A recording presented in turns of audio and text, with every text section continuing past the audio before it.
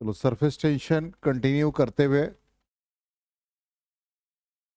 थोड़ा एक और भी कॉन्सेप्ट है सरफेस टेंशन का। प्रीवियस क्लास में सरफेस टेंशन को सरफेस एनर्जी के साथ कोरिलेट किया था। तो देखो surface energy numerically equal to the surface tension. अब एक कॉन्सेप्ट और भी है कि जैसे ये वाटर लेयर है और हमने प्रीवियस क्लास में कल के क्लास में बताया था कि एक निडल है और इस निडल पे जो हम लोगों ने इमेजिनरी लाइन ड्रॉ किया और उस पे जो फोर्स का डायरेक्शन है वो परपेंडिकुलर है, तो हम लोगों ने उसका वैल्यू सरफेस टेंशन का फोर्स बाय लेंथ लिखा। तो ये निडल का एक फ्री सरफेस ये है, दूसरा फ्री सरफेस ये है। इस पे जो ये वाटर के द्वारा या लिक्विड के द्वारा जो फोर्स लग रहा है देखो टेंजेंशियली लग रहा है, ठीक। अब ये देखो इस डायरेक्शन में लग रहा है टेंजेंशियली और ये perpendicular to the imaginary line draw, तो यहां भी ये परपेंडिकुलरली एक्ट कर रहा है। इसलिए हम लोगों ने इसके वैल्यू को, ये टोटल रिजल्टेंट फोर्स को एफ से रिप्रेजेंट किया, इसको एफ से रिप्रेजेंट किया। तो ये एक लेंथ हमारा एल हो गया, दूसरा लेंथ एल ये हो गया, इसलिए सरफेस टेंशन का वैल्यू F/2L था, ठीक। इसका प्रॉपर रीजनिंग यहां पर पिक्चर से समझ में आ गया। तो इसका मतलब वही हमने कहा कि एक लेंडल को हमने वाटर सरफेस पे देखा, तो फाइनली जो सरफेस एग्जर्ट किया फोर्स वो टेंजेंट टू द सरफेस और परपेंडिकुलर टू द ऑब्जेक्ट, ठीक। अब दूसरा एक कॉन्सेप्ट देखते हैं कि जैसे एक जार ले लिया। अब देखो यहां पर, अब इसमें एक रिंग को कंसिडर कर लिया। अब इस रिंग को, ये इसके अंदर वाटर मॉलिक्यूल है। अब इस रिंग पर देखो फोर्स कैसे एग्जर्ट होगा, तो इनवर्ड लगा फोर्स एग्जर्ट और ऐसे लगा, तो रिजल्टेंट फोर्स इस तरह से, इसलिए सिस्टम क्या हो गया, एक इक्विलिब्रियम में हो, ठीक है। तो यहां पर कंक्लूजन क्या कि सरफेस जो एग्जर्ट कर रहा है force tangent to the surface and perpendicular to the object. Clear. अब देखो यहां पर जैसे एक, मान लो एक रिंग है। अब इस रिंग में एक थ्रेड को हमने कनेक्ट कर रखा है, ये व्हाइट स्ट्रिप जो है एक थ्रेड को कनेक्ट कर रखा है।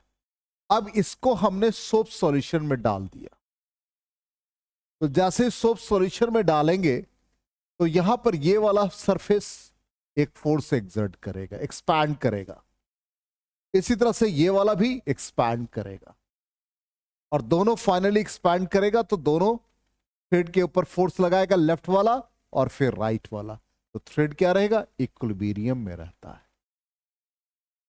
और ये फोर्स जो लग रहा है वो टेंजेंशियली लग रहा है, इसलिए यहां पर ये जो सोप सॉल्यूशन है इसके दो फेस बन जाएंगे।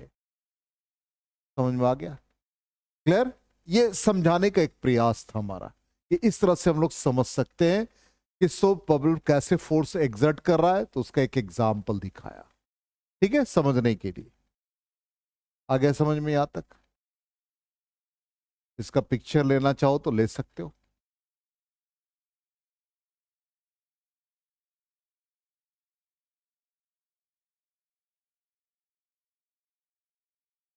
हो गया।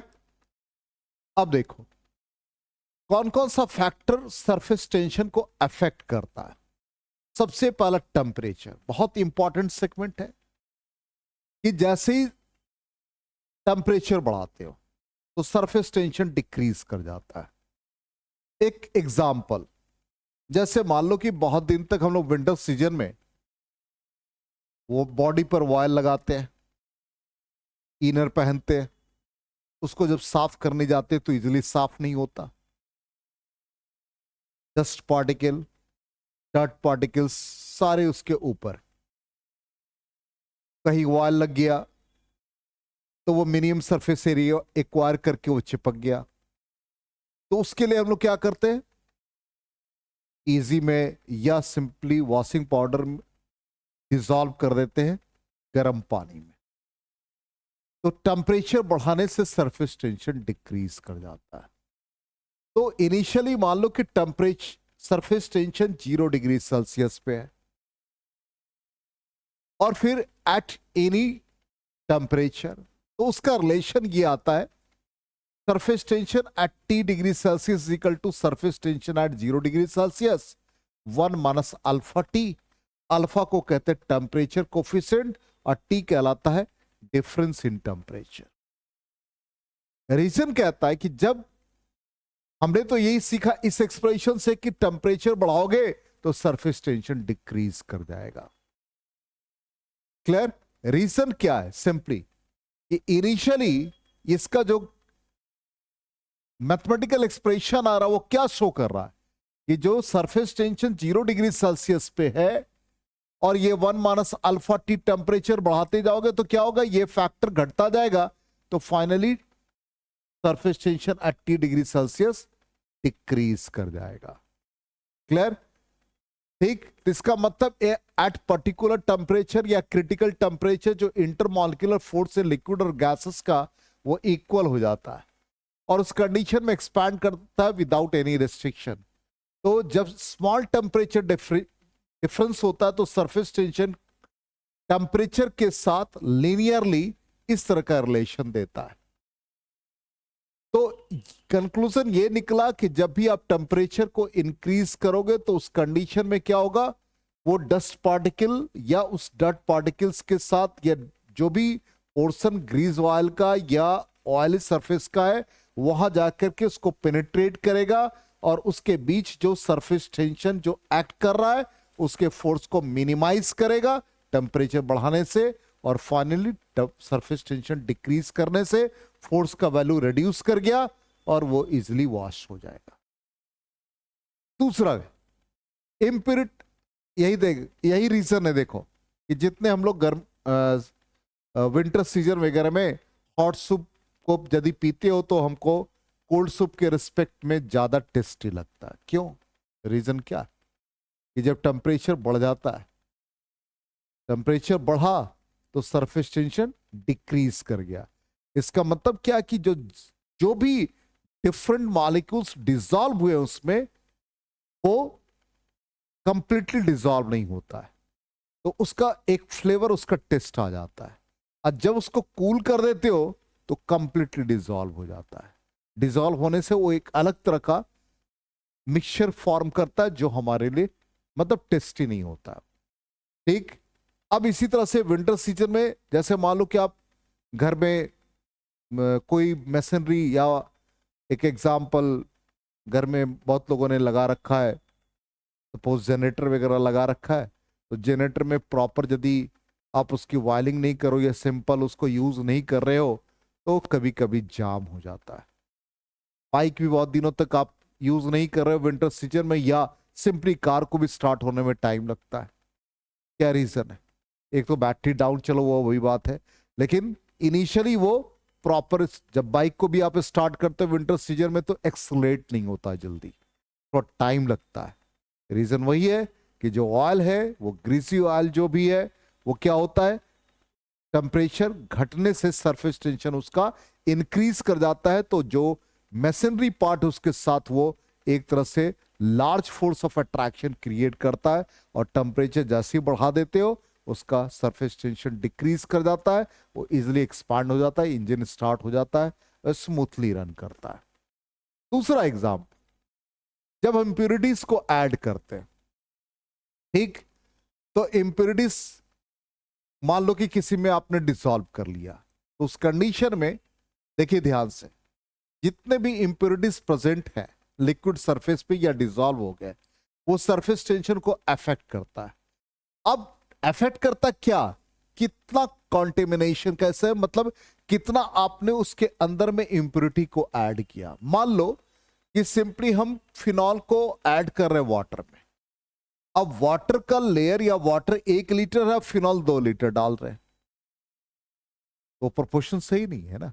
हम लोग जो यूज करते हैं 1 लीटर पानी लिया, 2-3 ड्रॉप या सिंपली हम लोग बोलचाल की भाषा में कहते हैं 2 ढक्कन डाल दिया, 2 स्पून डाल दिया, ठीक है, स्पून साइज का ढक्कन है उतना डाल दिया, मतलब 10 ml 20 ml 30 ml डाल दिया, ठीक, तो कितना डिसॉल्व कर रहे हैं। तो वही कहता हाईली सॉल्युबल सब्सटेंस, जैसे एक पानी में नमक मिला रहे हो, सोडियम क्लोराइड को डाल दिया, डिसॉल्व कर दिया, तो उस कंडीशन में क्या होगा, सरफेस टेंशन वाटर का इंक्रीज कर जाता है। वही कहता है कि इसी तरह से जब भी फिनॉल वगैरह को डिसॉल्व करते हो वाटर में तो सरफेस टेंशन क्या होता है, डिक्रीज कर जाता है। सरफेस टेंशन डिक्रीज करने से फिनॉल यूज करते हैं तो फर्श वगैरह पर आप साफ करते हो तो इजिली वॉश हो जाता है। तो वो कितना आपने लिक्विड को डिसॉल्व किया, कितने इंप्योरिटी को आपने ऐड किया, उस पर डिपेंड करता है। क्लियर? तो दो फैक्टर दिमाग में रहा। एक फैक्टर क्या आया, टेम्परेचर बढ़ाने से सरफेस टेंशन क्या हुआ, डिक्रीज कर गया। ठीक, और यहां पर इंप्योरिटीज में एडिशन ऑफ इंप्योरिटीज कितना है वो डिपेंड करेगा कितना आपने उसके अंदर में डिसॉल्व किया। हो गया दो फैक्टर, इंप्योरिटीज और टेम्परेचर।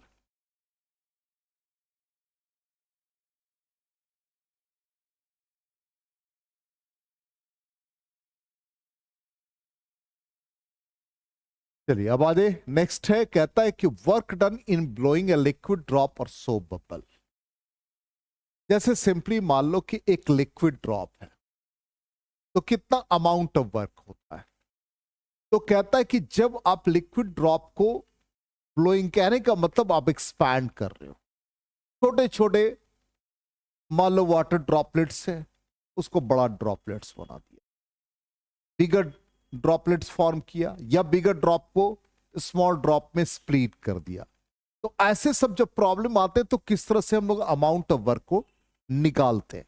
तो जैसे सिंपली एक लिक्विड ड्रॉप है, लिक्विड ड्रॉप का एक ही फ्री सरफेस होता है, अंदर क्या है, वाटर मॉलिक्यूल, या वाटर ड्रॉप लिया तो अंदर वाटर ड्रॉप है और बाहर फ्री सरफेस है, बाहर एयर के कांटेक्ट में, एक ही उसके फ्री सरफेस में। इसका मतलब जो अमाउंट ऑफ वर्क होगा, surface tension into increase in surface area.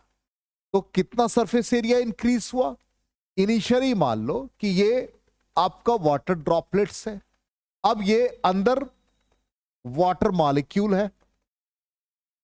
ठीक, हमने अभी जस्ट बताया सरफेस टेंशन किधर लगा, tangential to the surface and perpendicular. अब ये एक्सपैंड हो गया, एक्सपैंड करके मैक्सिमम जो एक्सपेंशन हुआ उसको हमने ऐसे लिख दिया। तो ये पहले वाले का रेडियस सपोज R1 और दूसरा जो एक्सपेंशन हुआ उसका रेडियस R2 है। तो इंक्रीज इन सरफेस एरिया हो गया final area minus initial area. Final कितना आ गया, 4 पाई R2 स्क्वायर माइनस इनिशियल कितना आ गया, स्फेरिकल है शेप में इसलिए 4 पाई R स्क्वायर यूज कर रहे हैं, ये आ गया। अब इसको हम 4 पाई कॉमन ले ले तो ये R2 square minus R1 square हो गया। अमाउंट ऑफ वर्क क्या पड़ा है, surface tension into increase in surface area tension, और ये बन गया 4 पाई R2 square minus R1 square. इतना अमाउंट ऑफ वर्क हो जाएगा in case of liquid drop.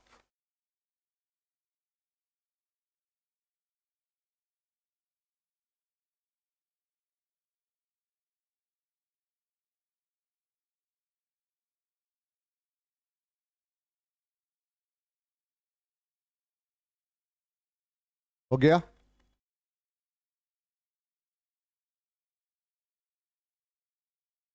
चलो नेक्स्ट पार्ट कहता है सो बबल। सो बबल के कितनी फ्री सरफेस, अभी जस्ट बताया दो फ्री सरफेस, एक अंदर और एक बाहर।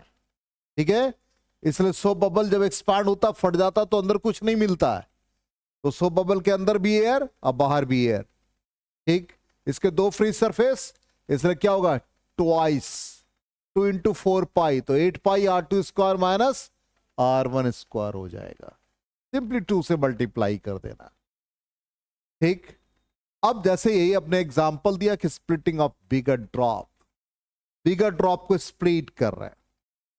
ठीक, तो स्प्लिट करने से अमाउंट ऑफ वर्क कितना आ रहा है, ध्यान दो, ये बहुत इंपॉर्टेंट रिजल्ट है, इसी से आगे का टॉपिक है हमारा। एक बिगर ड्रॉप, इसको स्प्लिट कर दिया स्मॉल ड्रॉप में, नंबर ऑफ स्मॉल ड्रॉपलेट्स, इसका रेडियस कैपिटल आर, और ये जो स्मॉल ड्रॉपलेट है इसका रेडियस स्मॉल आर। अब कितने नंबर है ये तो हमने जो कि स्क्रीन पे दिखा रखा, तो आपको दोगे 9 नंबर। बहुत सारे ड्रॉपलेट्स। इसका मतलब इसका volume 4/3 pi are cube in smaller droplets इसके वॉल्यूम के बराबर होगा। 4/3 pi cancel, then r cube is equal to nr cube. Then r is equal to n to the power 1/3 into r होगा। अब इसका मतलब यहां जब हम अमाउंट ऑफ वर्क निकालेंगे तो क्या होगा, surface tension into increase in surface area. ठीक, तो सरफेस टेंशन, सरफेस एरिया क्या हो गया, फाइनल माइनस इनिशियल। फाइनल क्या बना, एन ड्रॉप, तो n into surface area of each minus initial surface area. इस फॉर्म में लिखेंगे। आया समझ में?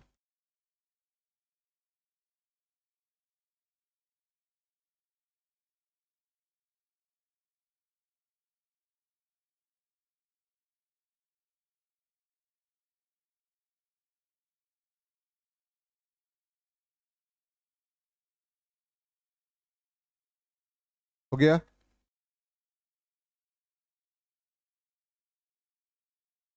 इरेज करें। अभी work done in blowing a liquid drop और सो बबल।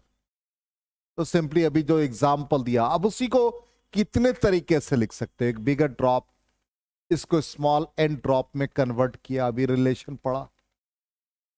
ठीक, एक तो पहला रिलेशन है ऐसे लिखा, जस्ट अभी हम लोगों ने पढ़ा। ठीक, तो इसमें एक पहला ऐसा भी क्वेश्चन ऑप्शन में मान लो आ जाता है मल्टीपल चॉइस में। तो यहां से क्या किया हमने, पहला वाला जो एक्सप्रेशन अभी जस्ट हम लोगों ने सॉल्व किया है, इसमें टी कॉमन ले लिया, इंटू 4 पाई भी कॉमन हो जाएगा। बाय मिस्टेक छूट गया टी, ये बाय मिस्टेक यहां पर कुछ है, ध्यान देना। ये डेल्टा ए है, इसको ठीक कर लेना। इंटू इजिकल टू टी, और इसमें 4 पाई कॉमन लिया। ये पहला रिलेशन आ गया। पहले इसको लिख लो क्योंकि एरर ऑलरेडी है। अब एरर रिमूव करेंगे तो फिर सिस्टम को ऑफ करना पड़ेगा।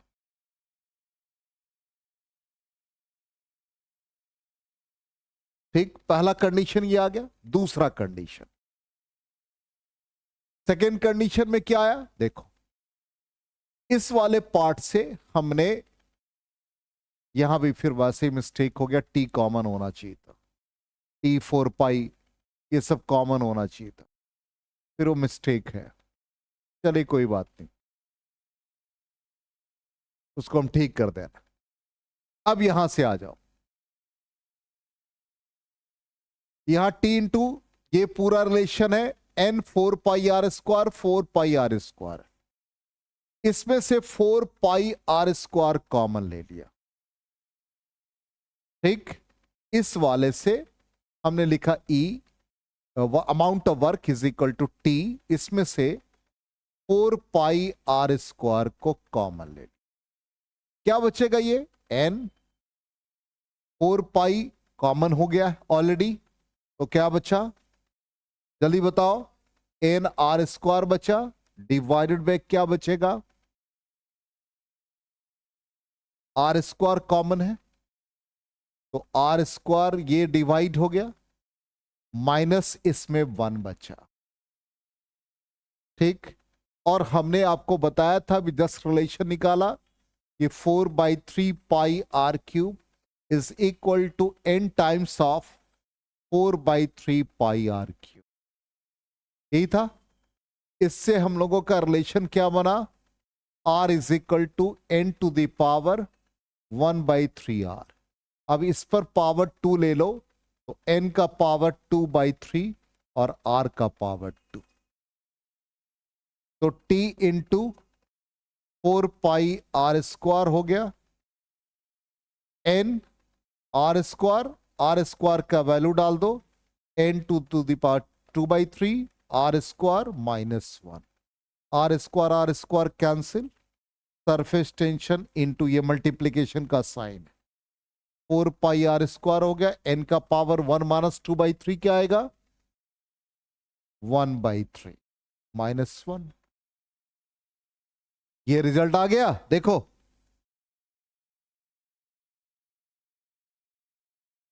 आया समझ में? बोलो क्लियर है या नहीं?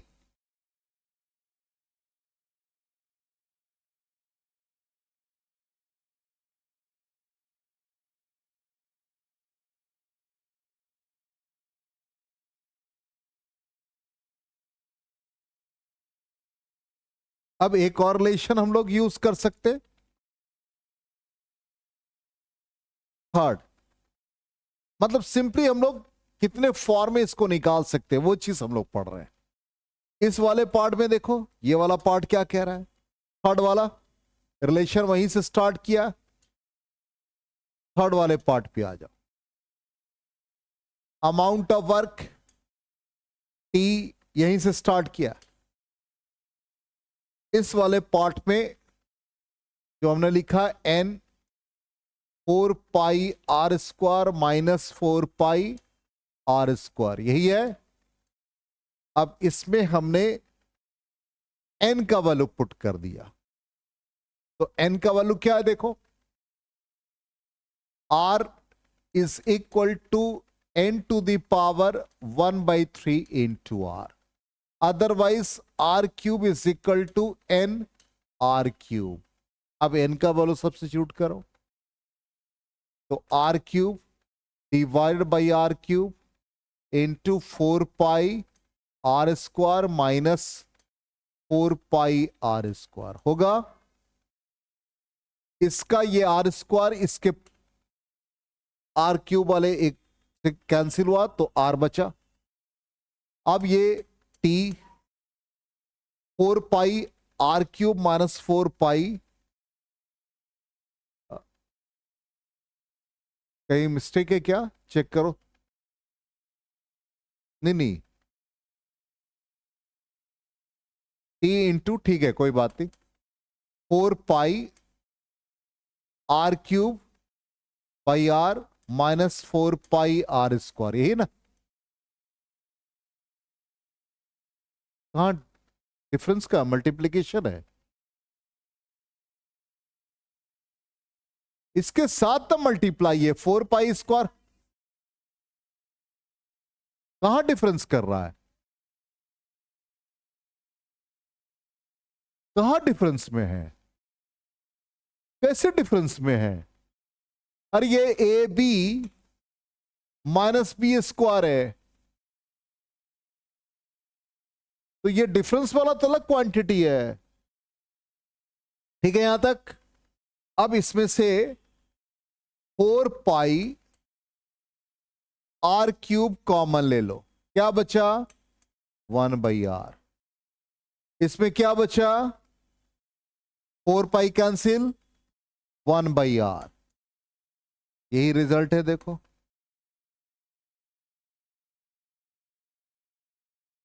आ गया समझ में? तो इसको लिखने के इतने तरीके हैं, ये सिंप्लीफिकेशन है, जिस तरह का क्वेश्चन रहेगा उसी तरह से हम लोग यूज कर लेंगे इसके वैल्यू को।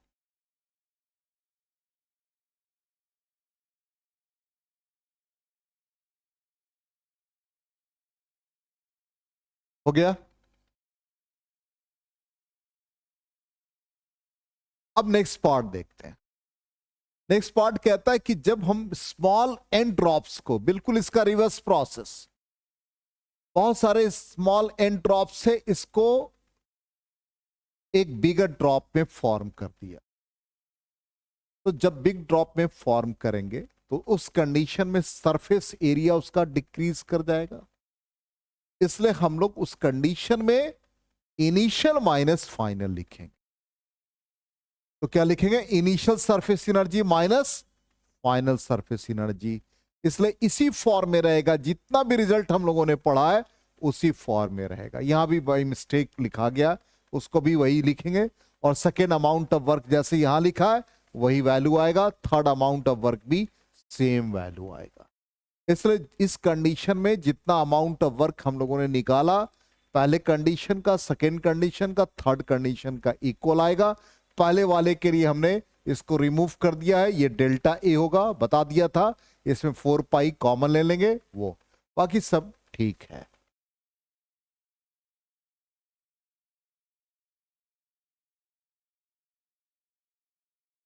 हो गया। तो ये हम लोगों ने अमाउंट ऑफ वर्क निकाला जब हम लोग बिगर ड्रॉप को स्प्लिट करके स्मॉल एन ड्रॉप्स में ला रहे हैं, या एन स्मॉल ड्रॉप्स को कंबाइन करके एक बिग ड्रॉप फॉर्म कर रहे हैं। तो अमाउंट ऑफ वर्क का एक्सप्रेशन आ गया। अब नेक्स्ट है access pressure inside liquid drop. Liquid drop के एक फ्री सरफेस होते हैं और 100 बबल के 2 फ्री सरफेस। इसके लिए हम लोग एक्सेस प्रेशर का एक्सप्रेशन निकालने जा रहे हैं। तो जैसे ये लिक्विड ड्रॉप है, ये लिक्विड ड्रॉप, अब इसका एक्सेस प्रेशर निकालना है। तो हमने लिखा, देखो फिगर में जो ड्रॉप, यहां पर एक ड्रॉप दिखाया और ये जब इसके ऊपर जो सरफेस टेंशन है उसको एरो से रिप्रेजेंट किया है।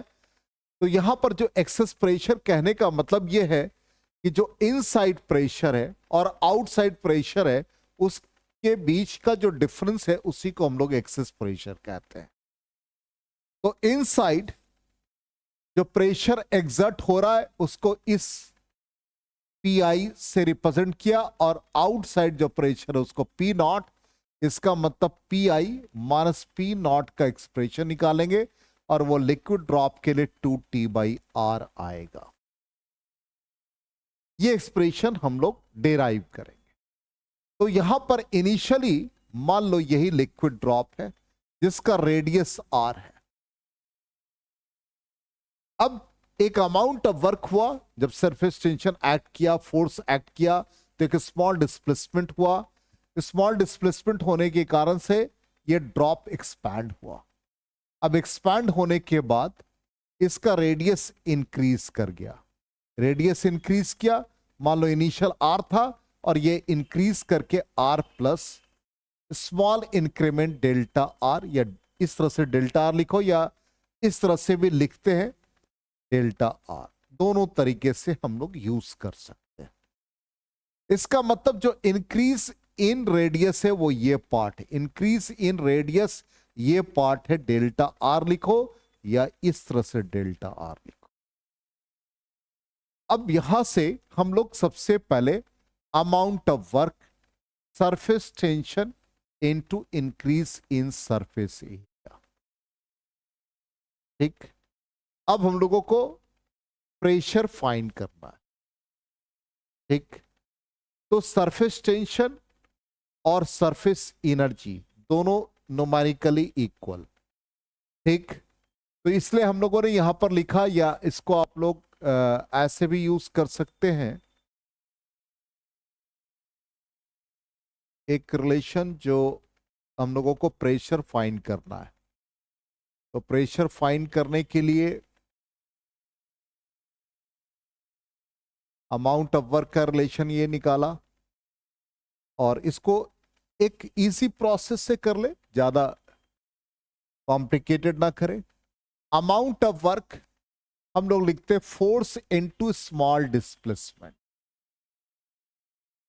अब प्रेशर जो एक्ट कर रहा है वो क्या है, excess pressure P minus P not. Pressure लिखते फोर्स अपॉन एरिया। ठीक, इसका मतलब यहां पर फोर्स को लिख सकते हैं P minus P naught into area into increment in radius. ठीक है, ये बीच में लाइन ड्रॉ कर दिया, P minus P not. Surface area कितना इसका 4πr² इंटू डेल्टा आर। ये अमाउंट ऑफ वर्क हो गया, इसको इक्वेशन 1 एज्यूम कर लिया।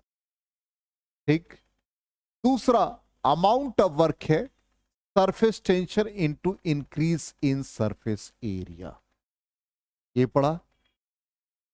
अब इंक्रीज कितना हो गया, final minus initial. Initial finally तो 4 pi are plus delta R का होल स्क्वायर। इनिशियल कितना है 4 पाई आर स्क्वायर। अब इसको एक्सपैंड करते हैं, ये 4 pi are square plus delta R का square plus 2r delta are minus 4 pi are square होगा, ठीक। T into 4 pi are square. अब ये आर स्क्वायर का एक्सपेंशन बहुत कम होता है, स्मॉल होता है, इसलिए जैसे मान लो कि डेल्टा आर का वैल्यू सपोज 0.01 है, तो डेल्टा आर का स्क्वायर करोगे तो 0.01 का होल स्क्वायर, इसका मतलब 0. ये आ जाएगा, तो काफी स्मॉलर क्वांटिटी, इसलिए हम लोग डेल्टा आर स्क्वायर को नेग्लेक्ट कर देते हैं। तो डेल्टा आर स्क्वायर नेग्लेक्ट करोगे तो क्या बन गया, ये 4 पाई आर स्क्वायर 4 पाई, तो ये बन जाएगा 8 pi are delta are minus 4 pi are square. 4 pi are square cancel हो गया, क्या आ गया finally T into 8 pi delta R. ये इक्वेशन 2।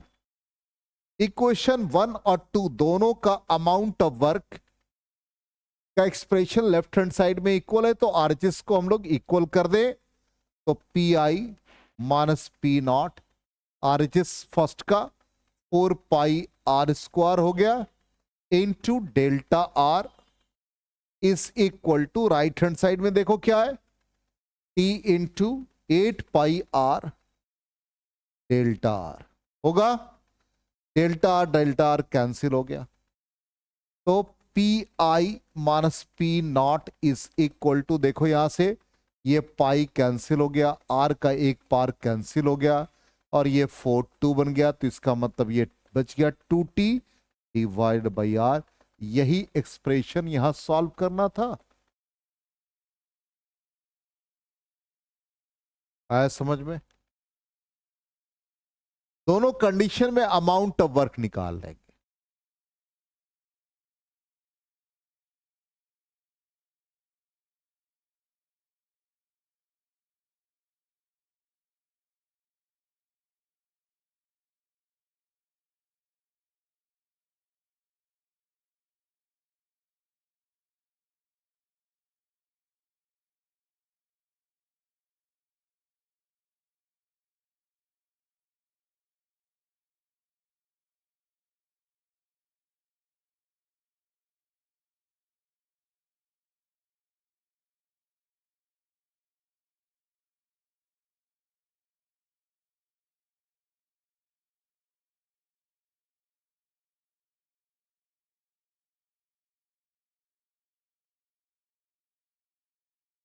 हो गया, ठीक। अब नए रिजल्ट को हम लोग वेरीफाई कर लें।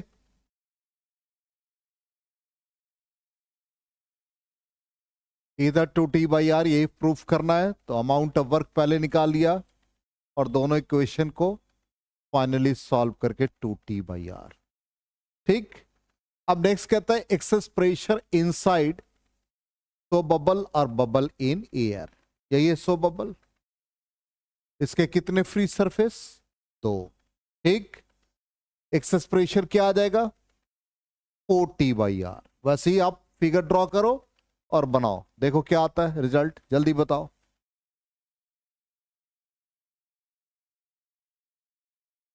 ये आपका इनिशियल रेडियस आर, फिर ये इंक्रीज किया एक्सपैंड किया,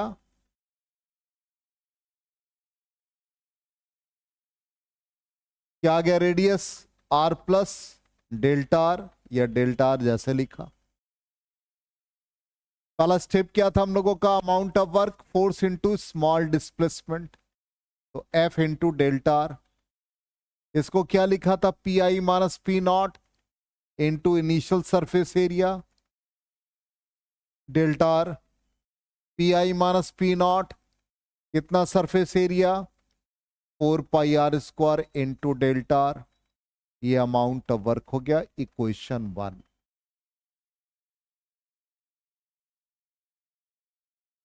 अब amount of work, surface tension into increase in surface area. तो सरफेस एरिया कितना इंक्रीज किया, फाइनल माइनस इनिशियल। तो कितने सरफेसेस के, 2 सरफेस, इसलिए हम लोग यहां पर twice of increase in area, ये ट्वाइस हो जाएगा। तो 4 pi are plus delta are जो यूज कर रहे हैं, यदि आप वो डेल्टा यूज कर रहे हो यहां पर तो ऐसे ही यूज कर लो, उस वाले में उस तरह का सिंबल यूज किया, हर सिंबल को यूज करने का हैबिट डाल लें। तो ये 4 पाई आर स्क्वायर हो गया, ठीक है। अब ये 2t, चलो इसको एक्सपैंड करो, 4 pi are square delta R square का ये पावर स्क्वायर बनेगा तो वो नेग्लेक्ट हो जाएगा, प्लस क्या बन जाएगा 2 into 4 pi r into delta are, minus 4 pi are square हो जाएगा। 4 पाई आर स्क्वायर कैंसिल हो गया, क्या बना 2t इंटू ये कितने बन जाएगा 2 into 4 pi are delta are, कितना आ गया ये 16 आ गया, t इंटू पाई, देखो क्या आ गया 2 4 8 इंटू 2 16 हुआ, तो 16t into pi into r into delta r बना। सेकेंड इक्वेशन, दोनों का अमाउंट ऑफ वर्क इक्वेट कर दो, क्या आ जाएगा P I minus P naught into 4 pi are square delta r is equal to 16 T into pi are delta r, delta r cancel हो गया, पाई कैंसिल हो गया, आर का एक पार कैंसिल हो गया और टी छूट गया है ना। तो आप लोग तो बोले ही नहीं, कहां टी छूटा भाई, इस वाले एक्सप्रेशन में, पहले वाले में।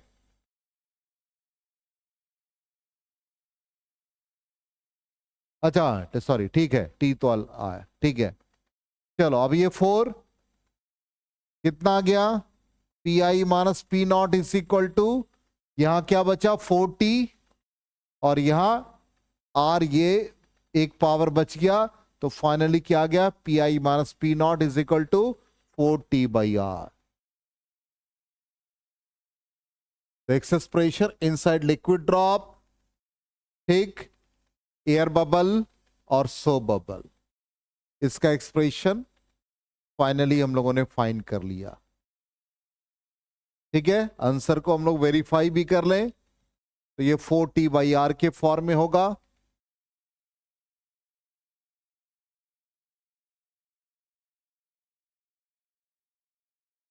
इरेज करें, देखो फाइनली आंसर ये है 4t बाई आर और ये रिजल्ट आ गया, ठीक। तो ये पार्ट हम लोगों का कंप्लीट हो गया। अब नेक्स्ट है मेनिस्कस का शेप और कैपिलरी एक्शन नेक्स्ट क्लास में।